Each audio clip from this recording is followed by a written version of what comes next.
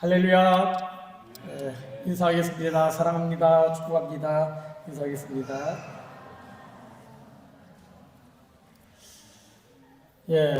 오늘 이제 7월에 중순에 접어들면서 오늘 아침 되면서 벌써 여름이 갔나? 이런 생각이 들 정도로 날씨가 좀 쌀쌀해졌습니다. 스웨덴에 웬일로 30도까지 올라가나 이런 기적이 있나 이런 생각이 들던 때가 엊그제인데 다시 역시 스웨덴이구나 하는 그런 날씨가 된 것 같습니다. 여름 참 잘 즐기셨나요? 이제 얼마나 또 좋은 날씨 올지 모르겠지만 햇빛 올 때 마음껏 하나님 주신 자연을 누렸으면 좋겠다는 생각이 들고 오죽했으면 찬송가에서 또 이 아름다운 자연을 찬송한 사람이 스웨덴 사람일 정도로 하나님이 이 스웨덴에 자연의 축복을 주신 것 같습니다.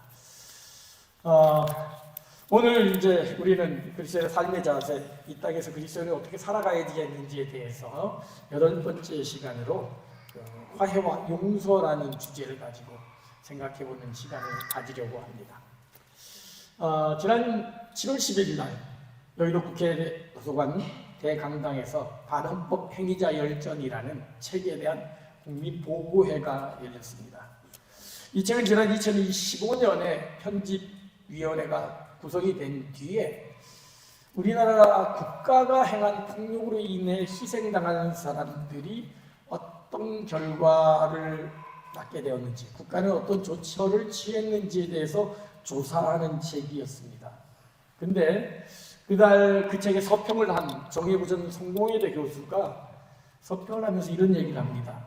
한국 현대사에서 자행된 국가폭력에 대해서 과거사 청산 입법이 30여 개 정도로 입법이 세워졌지만 실제로 그 법에 의해서 처벌된 것은 5.18에 대한 5.18 특별법을 제외하고는 아무런 처벌도 이루어지지 않았다고 한탄을 했습니다. 그러니까 과거에 국가가 저지른 잘못에 대해서 철저히 용서를 구하고 진상조사를 하고 피해자를 구제하는 그런 일들이 일어나야 함에도 불구하고 그러지 않은 신용만 이렇게 내고는 결국 여야 흐지부지 없어져 버렸다라는 것이죠. 그러다 보니 과거의 잘못들이 계속해서 반복되는 일들이 일어나고 심지어는 과거의 잘못을 미화하는 그런 일까지 벌어지고 있다는 거죠. 사실 과거사의 문제에 대해서 대하는 대표적인 대조적인 두 나라가 있습니다. 바로 일본과 독일이죠. 2차 대전의 주범인 이들은 자신들이 저지른 잘못에 대해 철저하게 대조적인 반응을 보입니다. 독일은 과거 나치의 만행을 참회하기 위해서 80년이 지난 지금도 철저한 진상조사가 여전히 이루어지고 있습니다. 그리고 거기에 대한 처벌을 하고 있습니다. 2022년도에는 강제수용소 경비원을 지낸 사람에게 그 죄를 물어 징역 5년 내내 처벌을 내렸는가 하면 2024년에는 수용소장의 비서로 근무했던 사람에게 살인 방조죄를 적용해가지고 처벌을 하기도 했습니다. 그러니까 철저하게 과거에 우리가 이런 잘못을 했고 그 잘못에 동조한 사람들은 벌을 받아야 된다는 그런 원칙 하에 진행이 되고 있는 거죠. 반면에 우리가 가까운 이웃 일본은 어떻습니까? 어쩌면 가장 악랄한 범죄를 저질렀음에도 불구하고 여전히 전쟁을 합리화하고 오히려 조선 같은 경우는 조선의 근대화를 촉진시키기 위한 조처였다라는 말로 그리고 우리의 조상들 처녀들을 끌고 가면서 정신대로 데려간 것도 합법적인 매춘이었다라고 강조하면서 자신의 과거를 끊임없이 미화하고 잘못을 인정하지 않고 있습니다. 자, 그러면 우리는 하나님 믿는 우리 그리스도인으로서 이런 질문이 생기죠. 과거에 잘못한 사람들을 철저하게 처벌하고 죄를 묻고 해야 하는 게 올바른 자세인가? 아니면 그냥 일본처럼 그렇게 무마하면서 대충 넘어가고 용서하는 것이 올바른 것인가 하는 그런 질문이 생깁니다. 사실 우리 그리스도인은 용서의 사람이죠. 예수님도 말씀하셨듯이 베드로가 몇 번까지 용서해야 됩니까? 라고 하니까 7번까지 할까요? 그랬더니 7번이 아니라 70번을 7번이라도 용서해야 된다. 끝까지 용서해야 된다라고 그렇게 말씀하셨죠. 그리고 예수님은 억울하게 십자가에 대해 벌거벗긴 채 돌아가시면서 수많은 사람들의 조롱과 비웃음을 사면 가운데서도 주여 저들을 용서해 주옵소서, 저들이 자기 죄 하는 일을 알지 못함이니이다라고 용서의 선언을 하셨죠. 그리고 순교자 스데반 집사 역시 그 유대인들로부터 돌에 맞아 죽으면서도 주여 이 죄를 그들에게 돌리지 마옵소서라고 용서했습니다. 그렇다면 우리는 우리에게 악을 행한 사람에게, 우리에게 피해를 끼친 사람들에게 스데반처럼 예수님처럼 무조건 용서합니다 라고 해야 하는 것일까요? 우리는 오늘 본문의 주인공 요셉을 통해서 용서에 대한 참된 의미와 용서의 방법에 대해 실제적인 예를 배울 수 있을 것입니다. 요셉을 통해 깨어진 관계를 어떻게 회복할 수 있는지, 용서란 무엇이며 화해는 어떻게 이루어지는지에 대해 배울 수 있을 것입니다. 오늘 본문은 곡식을 사러 온 자신의 형제들에게 마침내 자신의 신분을 밝히는 요셉의 모습이 나옵니다. 그리고 그들은 서로를 알아보고 대성통곡합니다. 본문의 2절입니다. 요셉이 큰 소리로 우니 애굽 사람에게 들리매 바로의 궁중에 들리더라. 통곡하여 울었다는 거죠. 그동안 억눌렸던 감정이 폭발하여서 형제들에게 자신의 신분을 밝히고 있는 것입니다. 우리가 지난 시간에도 살펴보았지만 가나안 땅에 큰 흉년이 들므로 말미암아서 모두가 굶주리게 됩니다. 마침내 야곱은 이스라엘이라는 바뀌어진 이름의 신분에 걸맞게 내가 아들을 이르면 이리리라 생각하고 자기 아들을 곡식 구하기 위해 보내지요. 그 이전에 요셉의 형들이 요셉에게 곡식을 사러 왔을 때 총리로, 애굽의 총리로 변화된 요셉을 전혀 인지하지 못했지요. 그런 가운데 요셉은 형을 테스트합니다. 그리고 시므온을 인질로 가두어 놓고 돌려보내지요. 그리고 베냐민을 데려오라고 합니다. 그리고 베냐민을 데리고 온 두 번째 만남이 오늘 본문의 장면입니다.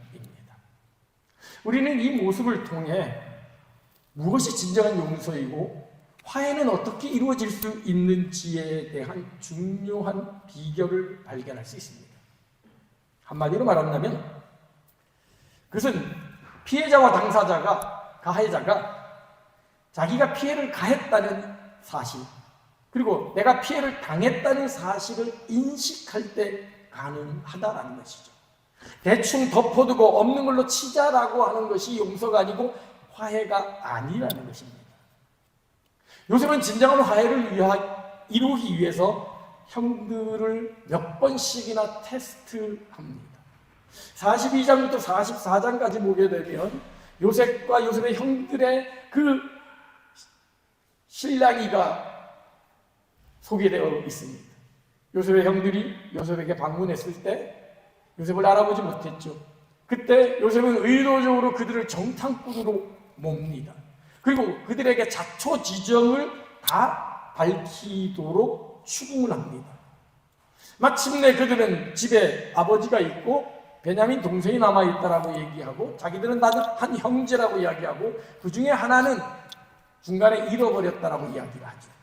그러자 요셉은 그럼 너희 말이 진실인지 아닌지를 밝히기 위해 다음번에 올 때 베냐민을 데려오라라고 그렇게 명령합니다. 그리고 시므온을 인질로 가두어 두죠. 집으로 돌아간 형제들은 아버지에게 베냐민을 데려가지 않으면 안 된다, 시므온이 잡혀있다라는 말을 함에도 불구하고 야곱은 끝까지 베냐민이 동행하는 것을 거부했죠. 그리고 마침내 내가 아들을 잃으면 이리라는 결단을 하면서 베냐민을 내어주게 됩니다. 그래서 베냐민을 데리고 오게 되죠.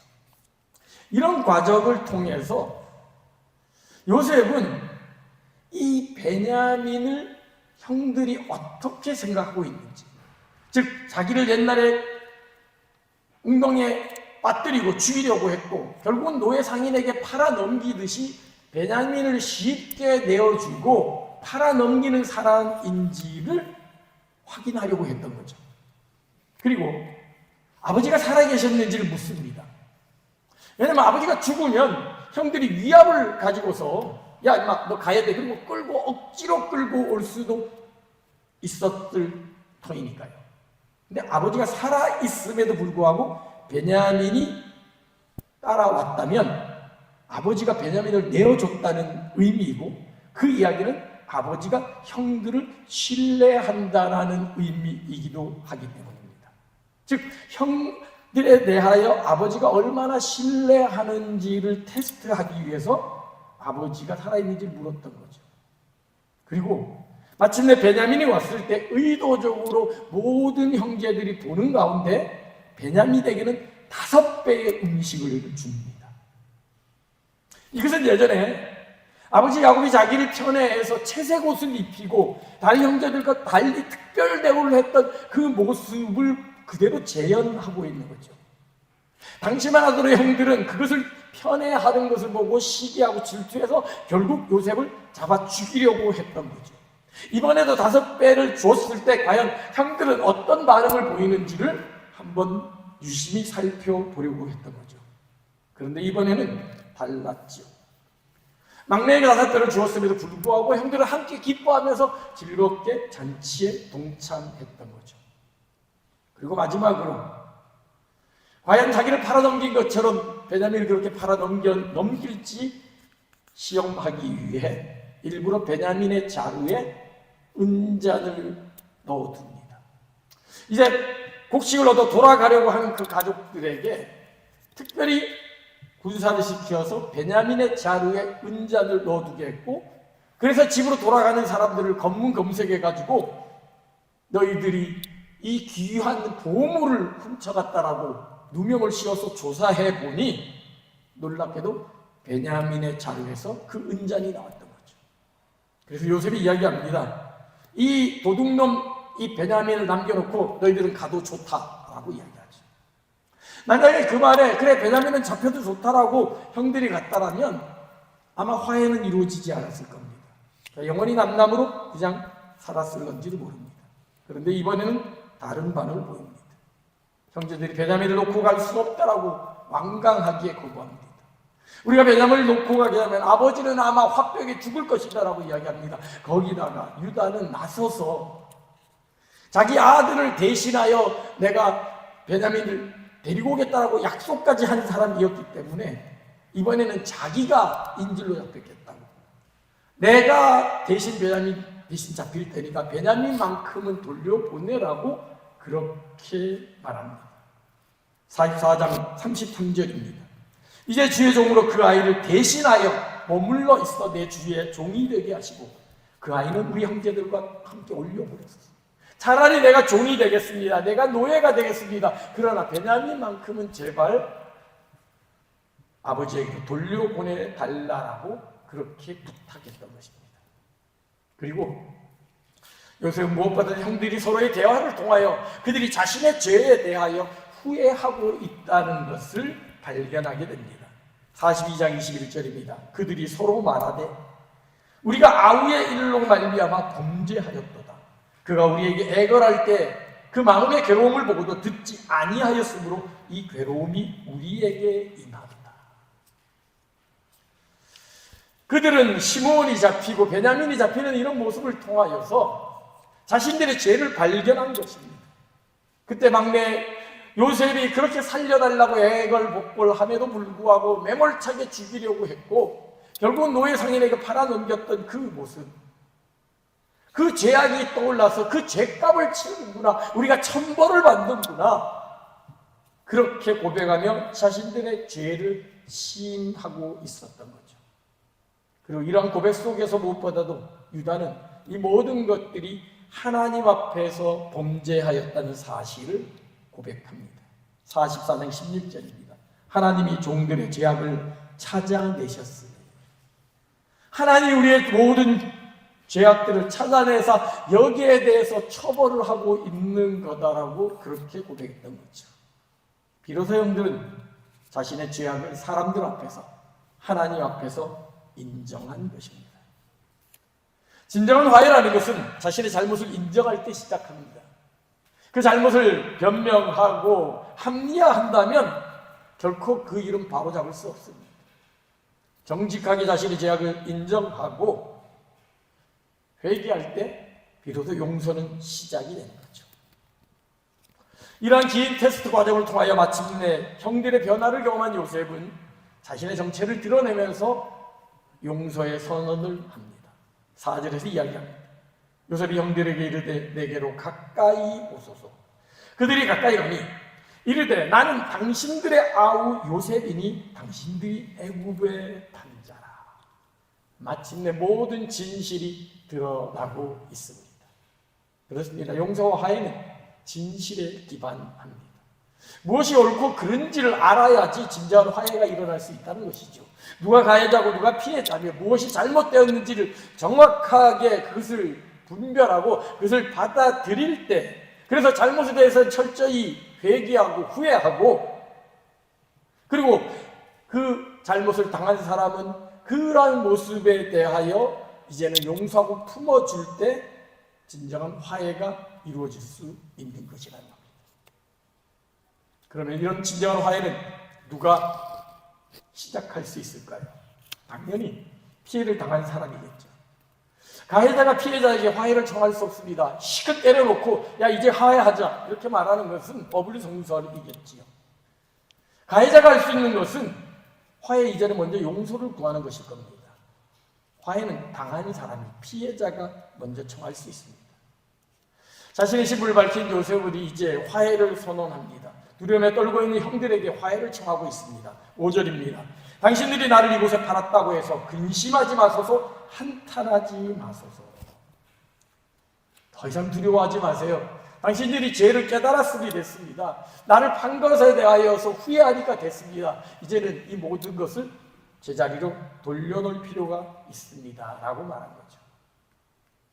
사실 이들의 근심과 이런 걱정은 요셉을 팔아넘긴 이후로 계속되어 왔다는 것을 알 수 있습니다.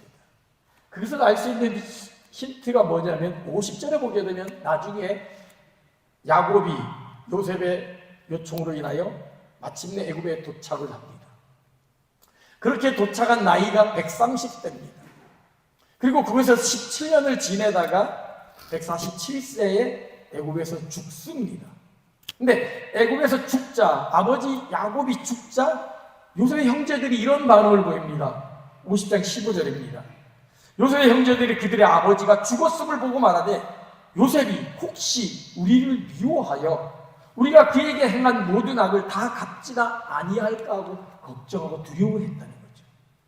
즉 17년 동안 그래도 아버지가 있으니까 요셉이 아버지를 봐서 우리를 용서해 줬지만 이젠 아버지가 죽었으니까 옛날 일을 생각해가지고 우리에게 혹시 안 갚으면 하지 않을까 두려움에 떨었다는 겁니다. 그렇습니다. 가해자는 평생 그 죄책감에 시달리게 됩니다. 자기가 저지른 잘못에 대하여서 평생 근심하고 걱정하고 두려워하는 것이 인간 본성의 마음이라는 것이죠. 비록 요셉으로부터 용서의 선언을 들었음에도 불구하고 그들 마음속에는 여전히 자신들의 잘못에 대한 두려움이 남아 있었던 거죠.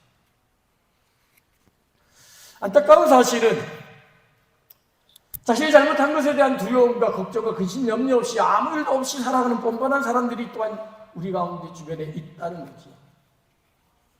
수많은 사람 죽이고도 아무런 양심의 가치 없이 죽어간 사람들의 모습들. 평생 잘 먹고 잘 살아 죽는 사람들.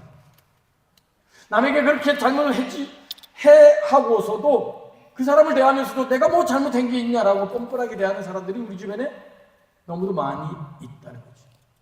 그래서 그런 사람들은 잘 삽니다. 아무 문제가 없는 것처럼 삽니다. 이게 남의 이야기일까요? 어쩌면 우리가 하나님에 대한 우리의 관계가 그런 모습은 아닌지 돌아봐야 됩니다. 하나님 앞에 죽을 죄인이라고 우리는 고백합니다. 하나님 앞에서 우리는 지옥에 갈 수밖에 없는 죄인이라는 것을 철저히 입술로 고백합니다. 그런데 정작 우리는 그 죄에 대한 그 무게를 느끼고 두려움과 걱정과 근심 속에 하나님 앞에 진정한 십자가의 용서를 구하면서 날마다 살아가는 사람인지, 뭐 옛날 십자가로 용서했으니까 우리는 구원받았으니까 이제 더 이상 나는 자유한 사람이야. 나 자유 얻었네, 너 자유 얻었네, 우리 자유 얻었네. 난 아무 문제 없어. 라고 거짓 평화, 거짓 위안에 속아서 살아가고 있는 사람은 우리들의 모습은 아니죠. 주님의 십자가의 구원이 그렇게 그 놀라움에도 불구하고 그에 반해 내가 주님께 저지른 죄악이 얼마나 악하고 사람들에게 여전히 나쁜 일을 해놨음에도 불구하고 나 용서받았어라는 그런 알량한 가짜 용서에 속아서 아무런 문제 없이 태평스럽게 살아가고 있는 모습, 우리들의 모습은 아닌지요. 독일의 저항진학자 오레포가 그렇게 신랄하게 지적하 있던 그 값싼 은혜, 그 값싼 은혜에 젖어서 나는 괜찮은 사람이라고 착각하는 살아가고 있는 것은 아닌지 돌아봐야 됩니다. 그래서 남들이 조금 잘못하면 이를 갈면서 어떻게 너가 저럴 수 있냐라고 이야기하고, 남들이 잘못한 것에 대해서 이놈 나쁜 놈이야라고 얘기하면서 정작 자신의 잘못에 대해서는 둔감한 채 살아가고 있는 것이 우리들의 모습은 아닌지. 오늘 안타깝게도 한국교회가 세상에 미친 모습이 그런 모습이 아닌가 하는 생각을 해보게 됩니다. 주님의 죄로 인하여 십자가의 구원으로 인하여 우리가 죄의 씻음을 받았습니다. 용서받았습니다. 분명한 사실이긴 하죠. 그런데 그 용서함을 진정으로 받았다면 그 죄의 무게와 죄의 가치가 얼마나 큰지를 동시에 깨달은 사람이어야 된다는 거죠. 요셉의 형들이 그 용서를 받았음에도 불구하고 그 17년간의 시간 동안 그 죄들을 끊임없이 회개하고 그 죄의 무게에 눌려서 그 용서가 그렇기 때문에 그 용서가 얼마나 큰지를, 그 은혜가 얼마나 큰지를 깨달았던 것처럼 우리가 진짜 십자가의 은혜를 경험한다면, 예수님이 우리를 위하여 십자가에 달려 죽으시고 부활하셔서 우리를 천국으로 인도하셨다는 사실을 진정으로 믿는다면 우리가 지옥에 갈 수밖에 없는 존재, 우리가 얼마나 사악한 존재고 그리스도의 은혜가 있지 아니하다면 한순간도 살아갈 수 없는 존재라는 것을 절실하게 느껴야 되는 존재가 우리들임에도 불구하고 우리는 너무 무덤덤하게 예수 믿고 구원받았다라는 사실에 거기에 도취된 채 그리고 여전히 악을 행하고 여전히 미워하고 시기하고 질투하면서도 나는 예수 믿고 구원받았는데 나는 삶으로 살아가고 있는 것은 아닌지 돌아보아야 됩니다. 종교학자 마틴 루터가 어느 날 통곡하면서 울었습니다. 그의 아내가 걱정스럽게 물었습니다. 아니 누가 죽기로 돼 있나요? 그 걱정 근심거리가 있나요? 라고 물었습니다. 그때 루터가 이렇게 대답했다고 합니다. 여보, 내가 십자가를 묵상해도 더 이상 은혜가 느껴지지 않아. 내가 십자가를 묵상해도 더 이상 내 죄가 느껴지지가 않아. 내 영원히 죽을 수밖에 없는, 지옥에 갈 수밖에 없는 나를 구원하시기 위하여 예수님이 십자가에 달려 죽으셨는데, 그래서 그 십자가를 바라보면 눈물이 나고 감격이 되고 그가 얼마나 큰 은혜인지 날마다 느껴지는데 어느 순간 그게 사라졌다는 거예요. 구원의 감격이 사라졌어요. 그래서 통곡하며 울었다는 마틴 루터의 기록이 있습니다. 우리는 어떤가요? 예수 믿어 구원받았다 함에도 불구하고 그래서 그 내 죄가 씻겨졌다는 사실에만 만족하면서 그 이전에 지은 죄가 얼마나 큰지를 깨닫지 못한 채 똑같은 죄를 반복하고 있는 모습이 우리들의 모습은 아닌지. 이런 우리들의 모습을 신랄하게 고발했던 영화 중에 하나가 그 유명한 영화 밀양이라는 영화입니다. 아들을 유괴 살해했던 살인범, 그 살인범을 향해 증오와 원한으로 감싸했던 여주인공 시내는 결국 예수를 믿게 됩니다. 교회에서 마음에 평안을 얻습니다. 모임을 통해서 하나님 주시는 은혜와 위로를 경험합니다. 그리고 마침내 결단합니다. 그래, 내가 이제 살인범을 용서해야지. 굳은 마음을 가지고서 하나님의 마음으로 용서를 선언하기 위해서 찾아갔는데 그 여주인공이 만난 살인범의 얼굴은 자신이 기대했던 모습과는 전혀 딴판이었죠. 죄책감에 두려움에 떠는 것이 아니라 환한 미소를 지으면서 그에게 다가오면서 이렇게 말합니다. 내가 죄를 지었습니다. 그런데 내가 예수님을 믿었습니다. 하나님이 내 죄를 용서해 주셨습니다. 나는 용서받은 사람입니다. 환한 얼굴로 그 선언을 하는 그 살인범의 얼굴을 보면서 여주인공 시내는 절망감에 부르짖습니다. 어떻게 제가 용서를 해요? 용서하고 싶어도 난 할 수가 없어요.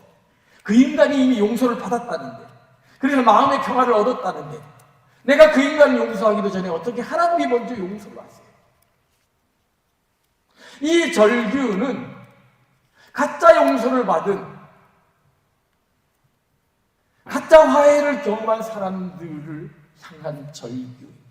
어쩌면 세상이 우리를 향해 그렇게 절규하고 있는지도 모릅니다. 예수 믿어 구원받았다며, 하나님 은혜로 말미암아 너희가 이제는 의인이 되었다며, 근데 어떻게 그 의인이 그렇게 여전히 죄인의 모습으로 뻔뻔스럽게 살아갈 수 있는지, 자, 노치에 빠져 있는 모습은 아닌지, 그렇게 세상은 우리를 향해 바라보고 있는지도 모릅니다. 용서는 가해자가 하는 게 아니죠. 가해자는 용서를 구할 수는 있지만 화해를 선언할 수는 없습니다. 화해는 상처받은 사람, 피해자가 용서를 선택할 때 비로소 시작되는 겁니다. 피해자가 그 아픔을, 그 상처를 고스란히 간직하면서도 용서의 손길을 내밀 때 화해가 시작되는 거죠. 그렇다면 어떻게 이러한 진정한 화해가 이루어질 수 있을까요? 어떻게 요셉은 형들을 용서할 수 있었을까요? 마음의 상처와 아픔이 여전히 남아 있습니다.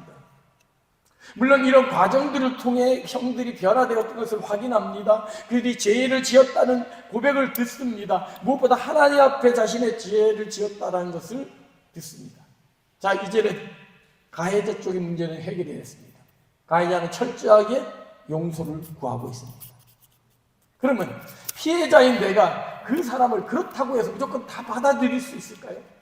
정말 죄를 지어서 죄송합니다, 당신에게 끼친 피해 정말 어떻게 평생을 갚을 수 있을지 모르겠습니다. 그러면서 울고 오는 사람을 그냥 마냥 품에 안고 그래 내가 다 용서한다 이렇게 말할 수 있을까요?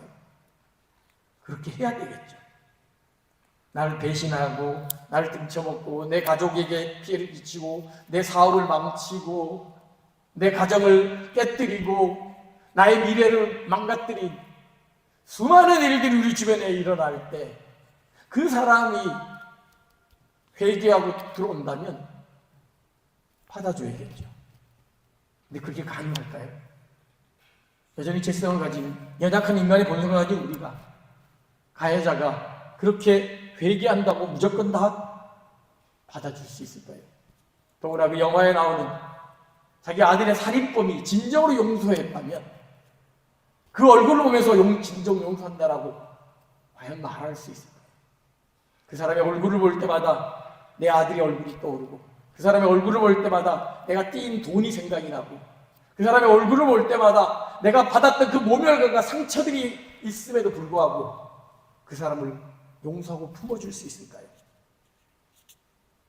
요셉이 매번 그 형제들을 볼 때마다 17년이라는 시간을 함께 같이 살면서 형에 대한 사랑의 마음과 긍휼의 마음과 온유의 마음으로만 가득 대했을까요? 인성 가진 요셉도 결코 쉽지는 않았을 것입니다. 그럼에도 불구하고 요셉은 용서했습니다. 화해를 만들어갔습니다. 그게 어떻게 가능할까요?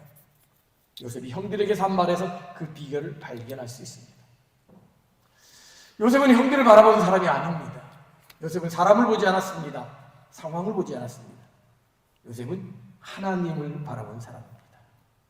사람을 바라보면 미움이 남고 원망이 남지만 하나님을 바라보면 용서할 힘이 생깁니다.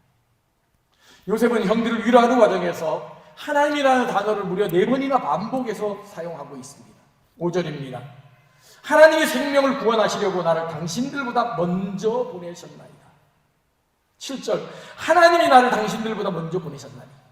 8절, 그런즉 나를 이리로 보내신 이는 당신들이 아니요 하나님이시라. 하나님이 나를 애굽 온 땅에 통치자로 삼으셨나이다. 9절에 요셉의 말에 하나님이 나를 애굽의 정국에 주고 세우셨으니 제 말고 내게로 내려오라고 하소서. 거듭해서 하나님이 나중에 아버지가 돌아가시자 또다시 두려움에 떠는 형들을 향해서 또 이 말을 반복합니다. 50장 19절입니다. 요셉이 그들에게 이르되 두려워하지 마소서. 내가 하나님을 대신하니까. 당신들은 나를 헤아려 하였으나 하나님은 그것을 선으로 바꾸사 오늘과 같이 많은 백성의 생명을 구원하게 하시려 하셨나니. 그렇습니다. 요셉의 고백의 주어는 하나님입니다.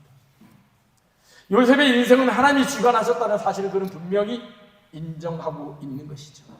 비록 이유를 알 수 없이 노예로 끌려와서 십수년을 지내야만 했습니다. 이유를 알 수 없이 모함에 빠져서 죄수의 신분으로 감옥에 들어가 있기도 했습니다. 술 가는 장, 떡 가는 장의 꿈을 해석함으로 말미암아서 나의 억울함을 풀어달라고 그래서 그래 내가 풀려나면 너 반드시 풀어줄 것이라 약속을 철석같이 믿었음에도 불구하고 2년이라는 시간을 잊혀진 인생으로 살아야 했습니다. 요셉의 20여 년 가까운 생활은 알 수 없는 고난의 연속이었습니다. 형들에게 배신당하고 열심히 일했음에도 불구하고 주인의 아내의 유혹을 거부했다는 이유로 감옥에 갇히고 선의를 베풀어서 해몽을 해줬음에도 불구하고 까마득히 잊혀진 채 살아가야 됐던 인생이 바로 요셉이었습니다. 그러나 요셉은 마침내 그 모든 것들이 하나님의 계시하시는 섭리 가운데 이루어지는 것이라는 것을 깨닫게 됩니다. 역사를 주관하시는 분은 하나님이라는 사실을 깨닫습니다. 우리가 어제 성경 교육반에서도 우리가 공부를 했지만 요셉이 30세의 총리가 된 것은 당시 애굽에서 공직에 오를 수 있는 최소 연령이 30세였고 그 30세가 되기까지 하나님은 그를 연단의 장소로 보냈다는 것이죠. 그래서 십수년을 보디발의 집에서 노예로 살아야 됐었고 그리고 나서도 감옥에 갇혀서도 몇 년 동안 30세가 될 때까지 그는 감옥에서 죄수의 신분으로 지내야만 했던 것이죠. 마침내 애굽의 총리가 되었을 때 그리고 자신의 형들을 보았을 때 가족들을 보았을 때 이 모든 것이 하나님이 우리 가족을 구원하기 위한 하나님의 놀라운 섭리로 이루어진 사실을 깨닫게 된 것입니다. 그래서 그는 고백합니다. 내가 당신 용서하는 게 아닙니다. 하나님이 나를 먼저 보내셨습니다. 하나님이 우리 가족을 보내기 위해서 당신들 이용했을 뿐입니다. 사용했을 뿐입니다. 그랬기에 그 억울한 노예 생활도 그 억울한 옥살이도 다 이해가 되기 시작했던 거죠. 문제를 해결하는 가장 좋은 방법은 그 문제를 하나님 앞으로 가져가는 것입니다. 하나님의 섭리를, 하나님의 주권을 인정하는 것입니다. 내가 계획했던 일들이 틀어지고 사업에 실패하고 친구들이 배신하고 원치 않은 일들이 일어나고 도무지 이해할 수 없는 일들이 일어난다 할지라도 그것을 상황 탓을 하거나 사람 탓을 하는 것이 아니라 시대를 잘못 타고났다 그렇게 탓하는 것이 아니라 그 문제를 하나님 앞에 가져가는 겁니다. 하나님, 이 일이 왜 일어나는 걸까요? 사람들이 왜 나를 이렇게 대하는 것일까요? 하나님, 이 문제에 대한 하나님의 뜻이 무엇입니까? 그 문제를 하나님께 가져가는 것입니다. 예전에 아주 나이 드신 할머니 권사님이 계셨습니다. 그분은 늘 언제나 웃는 표정을 잃지 않으셨습니다. 심지어는 자신의 손자가 교통사고로 죽었을 때도, 심지어는 가정이 파탄되어서 어려움을 겪을 때도, 세상 사람들이 생각하는 그 최악의 조건들이 그분에게 계속 닥쳐도 불구하고 그분은 웃음을 잃지 않았습니다. 교회 성도들이 물었습니다. 권사님은 어떻게 그렇게 이런 어려움을 당하서도 절망하지 않고 원망하지 않습니까? 근데 그분이 이런 이야기를 했다고 합니다. 3일이 지나면 알겠지요. 3일이 지나면 알겠죠. 그렇습니다. 예수님이 십자가에 달려 돌아가신 사건은 이해할 수 없는 사건입니다. 하나님의 아들이신 예수 그리스도가 인간의 모든 죄를 짊어지시고 수많은 사람들의 비웃음과 조롱 사이에 죽었습니다. 모든 게 끝이 났습니다. 하늘이 무너졌고 땅이 갈라졌습니다. 그를 신시하에 따르는 12 제자들도 다 흩어졌습니다. 이제 남은 사람은 아무도 없습니다. 모든 것이 끝난 것처럼 보였습니다. 그러나 우리가 잘 알다시피 3일 후에 예수님은 부활하셨습니다. 죽음의 권세를 부활하심으로 말미암아 우리에게 부활의 첫 열매가 되셨고 부활의 소망을 주셨던 거죠.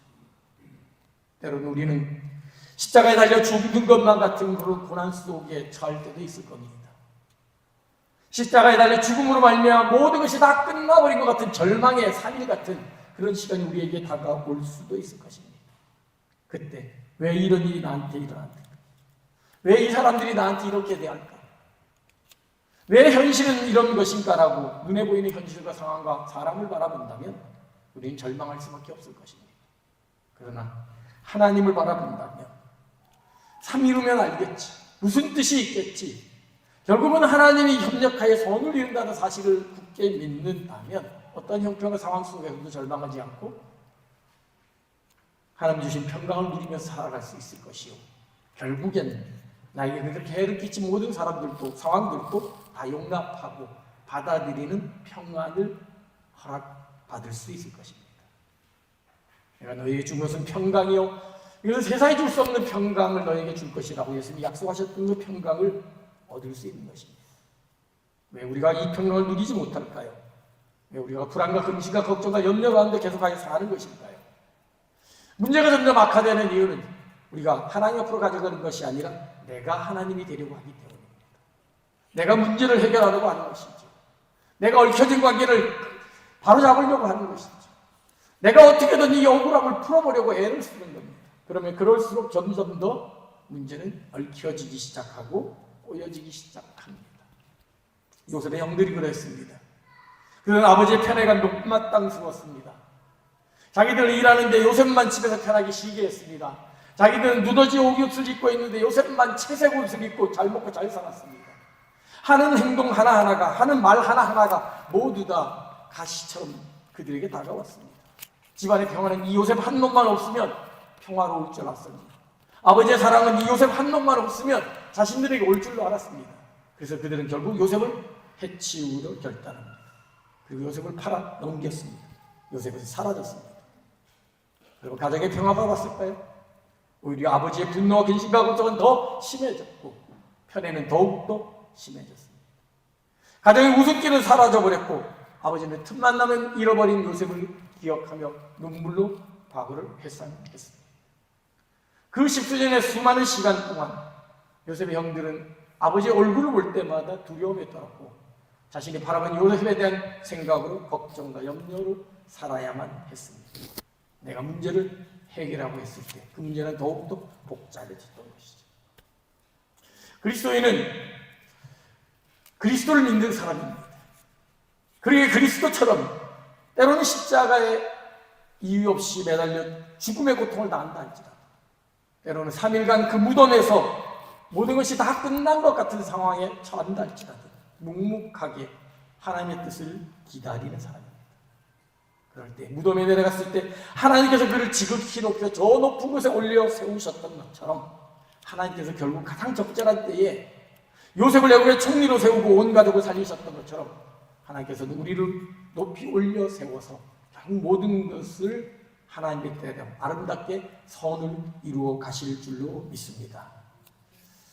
그 화해와 그 용서와 그로 인하여 하나됨의 그 관계를 꿈꾸면서 달려가는 우리들이 되기를 소망합니다.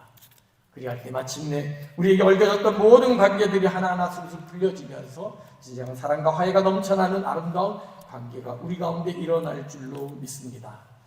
말씀을 마무리합니다.